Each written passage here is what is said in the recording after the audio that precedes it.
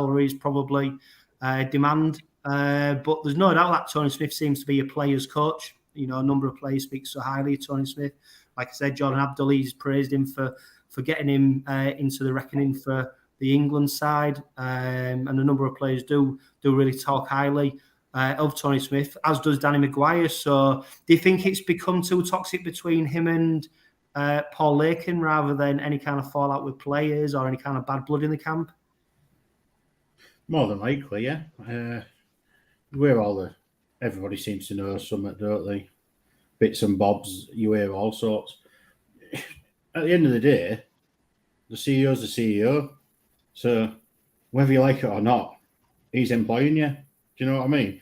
If it was honestly as bad as it's made out, and all this stuff's gone on behind the scenes, then resign on the spot and walk out, and then the blowtorch goes on the club. Then 𝗏𝗏𝗏𝗏 could be under pressure, but the way he did it made it was we all turned on him, and 99% of us turned on him, didn't we? If he'd have resigned and walked out, or if he'd have gone with the club and said, yeah, I'm leaving at the end of the season, then all the pressure goes on the club then, because they're letting their asset walk away. It's been an awful situation. The last 8 weeks has been shite, hasn't it? Do you know, you go into games, we scored 1 try or less in 5 of the last 8 games, mate, for this attacking machine, do you know? And I know it's been a perfect storm. We've got injuries, loss of form, but we're better than that. Yeah, and it looks so promising, Carl. You know, when you look back to Easter, we had a Challenge Cup semi-final to look forward to. We just come on the back of 2 victories, one over our bitter rivals, one against Toulouse, and you know we look to be going places, don't we? We look to be mounting a real good push. It looked like the season was going to play out really well for the Rovers, and then obviously we lose to Huddersfield. Tony Smith had made his announcement that he's going to depart, and the wheels come off massively. And like Phil's just said, you know, for a number of weeks now, it's been pretty toxic around the club. The atmosphere's not been great. When you look back at Tony Smith's legacy, do you think he's tainted it for himself, the way that he's announced his departure and the way all this has came about? He's certainly done himself no favours whatsoever, Chris. The thing I keep thinking about, and I know it's gone now and everybody wants to put it to bed, but the thing I keep thinking about is when I was listening to the Subplayed podcast that Mr. Wilkin does at Travel a few weeks back, they interviewed 𝗏𝗏𝗏𝗏𝗏, didn't they? And he actually said something along the line, don't obviously quote me on this, but he actually said something along the lines of, you know, Tony Smith couldn't sort of give us an answer what he wanted to do in terms of his future. So nobody's bigger than the club, you know, whether he's the coach or player or not. So 𝗏𝗏𝗏𝗏𝗏 openly said he was out. He had somebody over in Australia looking out for potential candidates. So I think Tony Smith's got wind of that and he's sort of took offence to it. Because obviously the club aren't going to wait around for his decision, but also, things can get really complicated in terms of that. And like you say, like Phil was saying earlier on, you hear bits and bobs and bits of all sorts. So the answer to your question, he's certainly done himself no favours. No. And like Phil says, though, Paul Aiken's job is bigger than just managing Tony Smith, isn't it? He's got a whole club to look after. And I think he's got to be prudent, hasn't he, and looking at the options if Tony Smith does decide to depart, as he did. But Dan, I think we're all still a bit reeling from what's happened over the last few weeks. The run of games, Tony Swift's departure, losing Challenge Cup semi-final, etc. But ultimately, Tony Smith has had a huge hand in changing the shape of the club, hasn't he? In raising fans' expectations, giving us all a bit of hope, and obviously that playoff semi-final victory over, playoff victory over Warrington, and then going into Catalan game and the semi-final, it's uncharted territory for the Robins, and Tony Smith obviously must be credited for bringing about that change. Yeah, I tweeted earlier just saying, look, it's probably the best up until he, dropped that bombshell. It's probably the best feel around the club we've had since maybe 2010, 2011. It was just a good feel last year around the place. Getting to the playoff semi-final after finishing bottom the season before. The thing that's annoyed me about the whole situation is, like we said before, it could have been avoided by him just speaking to Paul and Neil, even if you don't want to speak to Paul. Just speak to Neil and say, look, I want to go at the end of the season. That's it for me. The club releases a joint statement with Tony Smith. He's leaving at the end of the season. Everybody goes, oh, that's a shame, but thanks, Tony, for everything you've done. And I think he's just lost so much respect from the fans purely because he went down the avenue that he did. And it's such a shame for it to end on that sour note after all the good he did for the club. Bringing the youth, focusing on young English talent, looking into the Championship and bringing the likes of Garrett, Holton, Staunton, players like that. It's just infuriating, really, the whole situation. Yeah, and I think that's fair, isn't it, Phil? That people's anger, I suppose, and frustration is because we had a vision of what we could do, where we could be, and Tony Smith was integral to that, and it seems to have all just fallen down like a pack of cards. But we have been treated to some of probably the best rugby league we've seen at Craven Park for a long time, probably not since the Justin Morgan era. And I think in maybe a few years' time, Phil, do you think people forget about this sort of episode and look back very fondly on Tony Smith? Probably in time, yeah. I mean, it has been good, hasn't it? From where we've been, we've enjoyed ourselves set in the last, 12, 18 months anyway. But it's a shame it ended on such a sour note for me. But it had to end, Yeah. I don't know about you, but when we lose it affects your life. You say it doesn't, right? But you losing 12-0 at Headingley, it pissed you off because you knew you was better than that. You never give yourself a chance the week after in the semi-final then, because we'd won 3 over Easter. When have we ever done that? We beat Hull, we beat Toulouse, we beat Wakefield, was flying. And it all just seemed to stem together, didn't it? I'm gutted, really, because I was enjoying it, but it pissed me off. And the club's more important to me, do you know what I mean, at the end of the day. And I took it personal. I don't know about you lads, but you probably shouldn't, but I took it personal. Like he was walking out on me. He's walking out on us rather than just he spat his dummy out and that was it. Yeah. And that's it, isn't it? Hull Kingston Rovers as supporters, like you said, it means so much to us that when things like this do happen, you do take it personally, especially when we're still pretty much in the middle of the season and we've still got stuff to play for. The season's not dead and buried. And then we all invest money, we all invest our emotions, our time, everything into the club. And that's why I think, obviously, there's a lot of raw reaction to Tony Smith's departure and the way it's come about, just because of how much we invest into it. But Carl, you know, if you look back at some of our fixtures under Tony Smith, some of our results, if you could pick out one game that you enjoyed the most under Tony Smith, what would it be? There's quite a few, isn't there? But the one that stands out for me was the game at Warrington in the semi-final last year, and the moment for me was when Mikey Lewis chipped over, scored that try, and you know, you're thinking the good days are on the corner again, don't you?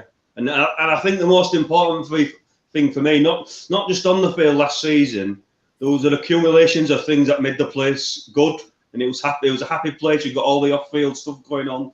There was nothing serious off the field in terms of players until that lunatic did what he did. But as a whole, you know, the academy, the youth team, the ladies team, there was so much good field factor on the place, and I think that all accumulated to having a great season run off the field last season. Then obviously, you know, this bombshell has come about in the last few months, and you just feel like you're going back to square one again, you know.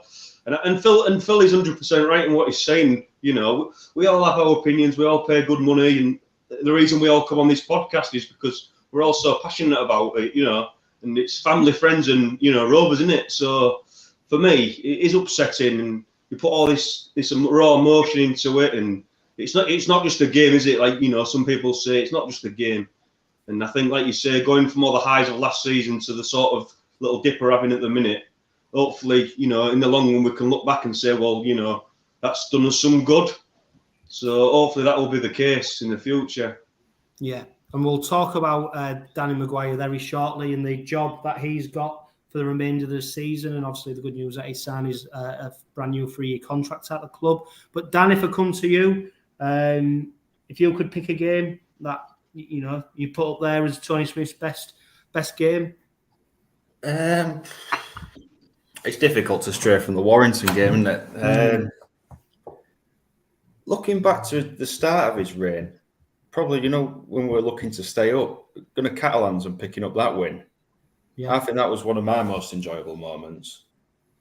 But yeah, it's difficult to look past the Warrington game. That was just something else. You go there, a bit of a depleted squad, expecting to, you know, if we keep this respectable, we've still done well to make the playoffs, and we go there and did a number on them. Even the Hull game earlier in the year on Good Friday, it was just a good feel about the game. You went into the game thinking we can do these today, and we did. We never looked like losing that game.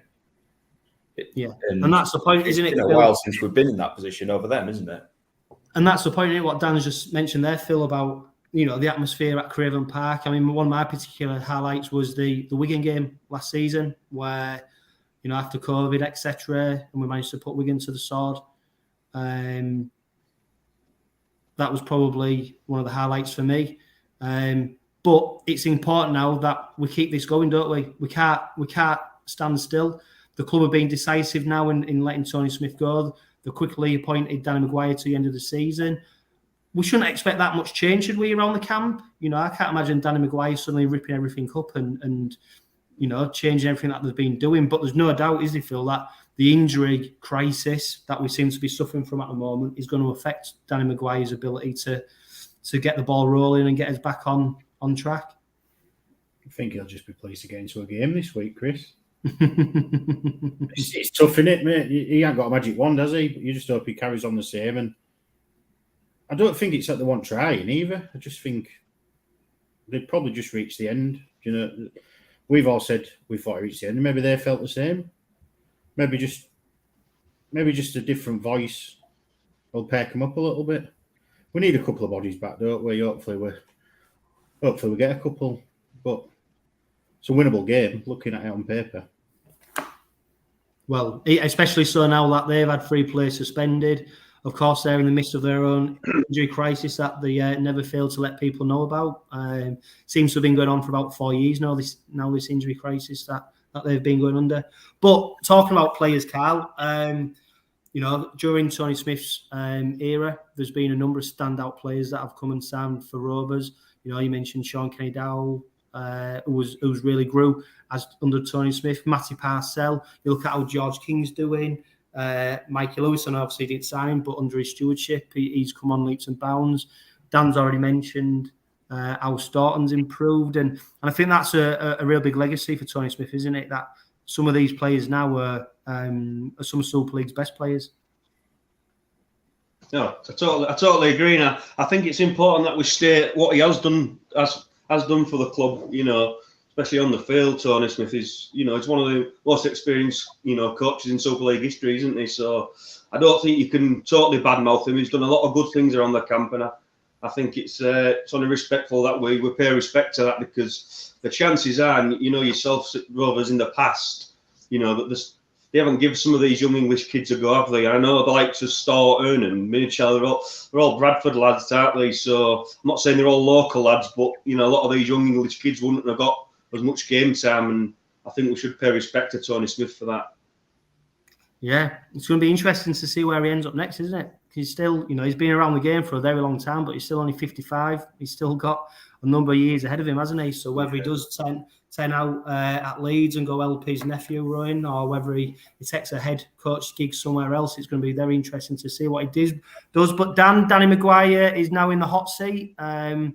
There's obviously, I don't know who's going to be reserves play on Wednesday night. I don't know who's going to be taking them now, whether it's going to be Dave Hodgson or Stanley Jean. But Danny McGuire's got a job that he probably doesn't want, and he's doing it out of loyalty to the club. And obviously, it's good to see him sign new free contracts, because it looks like he's going to be assisting, of course, new incoming head coach Willie Peters. But Danny McGuire, what do you think we can expect for him towards the end, till the end of the season? Do you think he'll start playing players such as Will Tate, or do you expect him to just carry on where Tony Smith had left off? I think it'll be interesting to see how he plays. Will he keep Tony Smith's structure, and will he keep that style of play?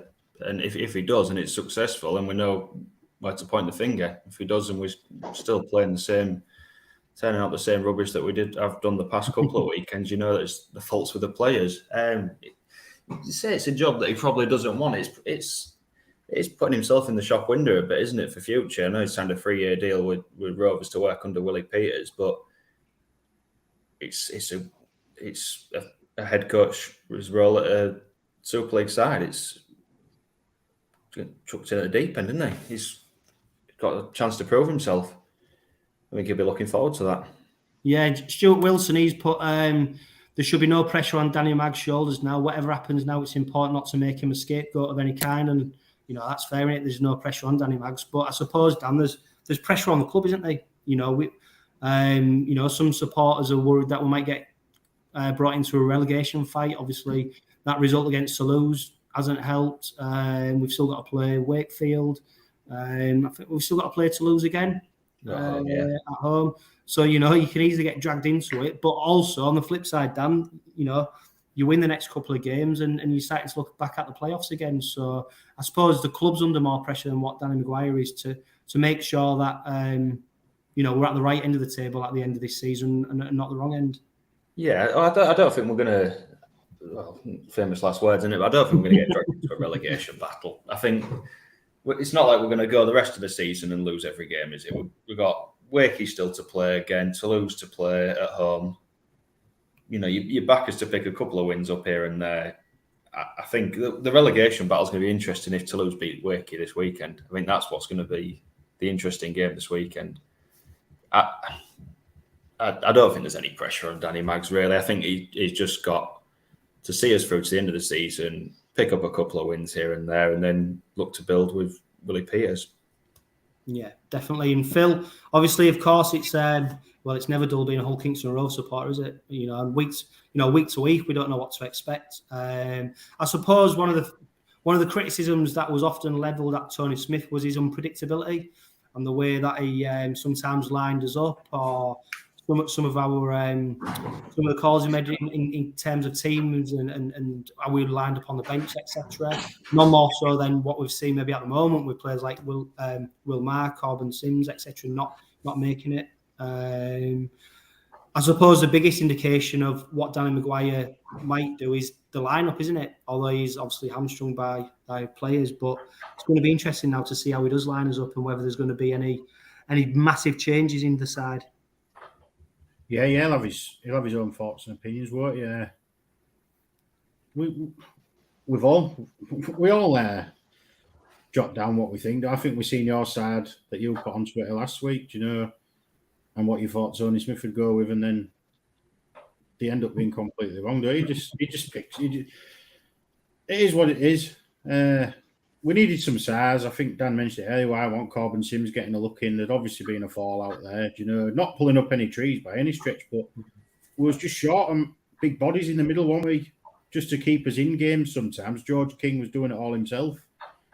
I think Mags might end up starting with Simms and 𝗏𝗍𝒄 and just saying, right, lads, just go and try and give it a bit for once. If you can't get up for a derby, whether you're staying or not. That's it, innit? We need to go there and just try and match them, in the middle, and we'll get round them eventually. They're going to be weak, aren't they? We get some big bodies in there and go for it, Mags. That's what I want to see. Yeah. And you mentioned about there's no bigger motivation than playing in the derby. Well, especially for Albert 𝗏𝗍𝒄 and 𝗂𝗵𝗿𝗁 Simms, there should be no bigger motivation than getting a contract for next season somewhere and paying the mortgage, is there? Because at the moment, that if 𝗂𝗵𝗿𝗁 Simms shows his highlights reel and probably similar to Albert 𝗏𝗍𝒄, it's not going to last very long. So there's not much to hang the rats at on the moment. So hopefully Danny McGuire can get some kind of tune out of them. And even if it is as fickle as sport is, if they have a good run towards the back end of the season, they'll soon turn people's opinions around, won't they? We've seen that lots of time in sport. Carl, is it a lot of people are clamouring for some of the youngsters? Some of them obviously feature against Bradford in our last reserves outing. No doubt the game on Wednesday, the reserve derby, you'll see a number of youngsters in that squad as well. But it's probably a bit too soon, isn't it, to be calling for some of these young kids to be coming into the lineup? Yeah, I think so. I think you're right. I think Danny. I don't think Danny Mags will change a great deal, to be honest. I agree with what Phil's saying. I think we need to bash them down the middle. And like you say, if Simms has had a fallout with Tony Smith, I think it's down to him. I think Magsy will say, right, get your backside on that field, show us what you've got. Obviously, in sort of a fresh start for the remaining 9 or 10 games. But I don't see Danny Mags tweaking a lot. It might change personnel as and when. But also got to remember is Danny Mags, he's coached as assistant under Tony Smith for a number of years now, and he also played under him at Leeds. So a lot of what Danny Mags' game's about were based on Tony Smith's structures and game plans. So that solely should not really make him play any different, because that's a lot of what he knows in terms of a player and an assistant coach. So I don't see him changing a lot. I think it would just be personnel as and when, and what teams will play against, etc. So yeah, that's my opinion on that, basically. Yeah, we've had a couple of comments on Twitter from people. Ben Benstead, I can live with a defeat, but the post-match comments definitely a catalyst for his departure. You just can't keep club bashing the club that you're at. Professional sport is a game of egos, some bigger than others, but he's started to get in the way. Definitely the right time. Thanks, TS. Carl Franklin. Great response from the club. Need the players to respond on the pitch now. It's been a strange season since the rumours of TS going to Leeds. To then his announcement of leaving the club has been unsettling on the pitch, but looking at going from strength to strength off it. And I suppose that's where the decisiveness comes from the club, isn't it? In that they've obviously seen what's happened this season in terms of buying Craven Park and the upward trajectory and the feel-good factor that we seem to have managed. And obviously what goes hand in hand with that, though, is the performances on the pitch. And the last few performances and the last number of weeks has been extremely disappointing. I suppose, Dan, I'll put you on the spot, but if you could sum up Tony Smith's reign at the club for you. Positive on the whole. I think it's been positive on the whole. I mean, you've had a couple of years now of just it's been enjoyable. You've been looking forward to going to the game. Before, it was almost a chore sometimes to go, knowing that they were going to. You never knew what they really were going to turn out. But I suppose it's been like that recently, hasn't it? Since he's announced his departure. But last season, he was looking forward to going to the rugby. It was positive. You had the entertainers tag. I think he's more positive than negative. And to be fair, you wish the bloke well. There's no real ill feeling against the bloke as a person. A lot of the players seem to think like a father figure. I think Abdul said earlier. But he's a nice bloke, but yeah, I think it's just a shame that it's ended on a sour note, but mainly positive. Yeah, and Phil, for you, how would you sum up his time at the club? Well, 3 months turned into 3 years. It was enjoyable for the most part, mate. He came in 2019, and he kept us up. We was in a bit of a rut at the time. I know we got where we needed to be. 2020 was a learning year, really, wasn't it? There was some real bad performances in there, but you could sort of see what he was trying to do. So we give him a bit of rope, and then 2021, I think he got the best out of what he could. I think he drained everything out of that team and got him performing as best he could, and was enjoying it, mate. So it's annoying that it turned sour because we was onto a good thing, but did he want to commit? I don't think we'll ever really know what the issue was, will we? And that's the disappointing thing. We was flying at the time, and the last 8 weeks have been painful. Yeah, and Carl, obviously, like Phil said, the last few weeks have been very painful, and it seems like there's been a pattern of falling out, haven't they? Because when we listened to Paul Lakin talk on the Out of the League Super League podcast, Lakin couldn't put his finger on any one incident. He just said, "Look, it's just a deterioration of a relationship over time, and there's no bitterness, there's no anger, but they just don't get on. And ultimately, when you don't get on with your boss or the people above you, life becomes very difficult for you at work, doesn't it? And there's no doubt that atmosphere created between the two of them can rub off on the players. But like we've already said, that's been a number of weeks where he's been at the club now for a number of years, and on the whole, we was at that Warrington game, and a result that we'd never dreamed of at the start of that season in particular. So for me, one day maybe I might get him on a Red Robin Heritage cast, and no doubt he'll talk about his time at the club fondly, because whenever he has talked about the supporters, whenever he's talked about the players, he's talked about how much he's enjoyed it and how much he respects the fans, etc. So hopefully, when we do cross paths with Tony Smith again, he gets a warm welcome, and no doubt he probably will go down in Rovers folklore for the way he managed to turn it round after 𝗔𝗰𝗰𝗿𝗁 and for taking us to a Super League semi-final. Yeah, without a doubt, mate. I think when you asked Phil and Dan earlier, sort of sum it up type of thing, it was just what's coming down to me, wasn't it? And for me, it's stability and progression with him. They're the two words that come to mind the most of them. He's stabilised us, that first season, didn't he? And then we've progressed slowly since. So, like I said to you, you've got to put it's sour grapes at the end of it because of the way it ended. But, as a whole, he's a well-respected coach, and I think you've got to put a bit of respect on the situation he's done at Hull and, the tools he's had to work with. And it's, like I say, it's definitely stability and progression. Yeah, well, the Tony Smith era is done and dusted, and Danny McGuire starts his reign as interim head coach on Sunday when we take on Hull FC at Magic Weekend in Newcastle. It's a 5:30 p.m. kickoff. There is going to be another podcast this week. It'll be Thursday at 8 p.m.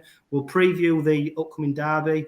We'll spend a bit of time talking about the Toulouse game, although that's now done and dusted, and there'll be a tribute to 𝗔𝗵𝗿𝗁, obviously, who we tragically lost on Sunday. So there'll be a tribute to him. So please tune in. We'll be live on Facebook and YouTube from 8 p.m.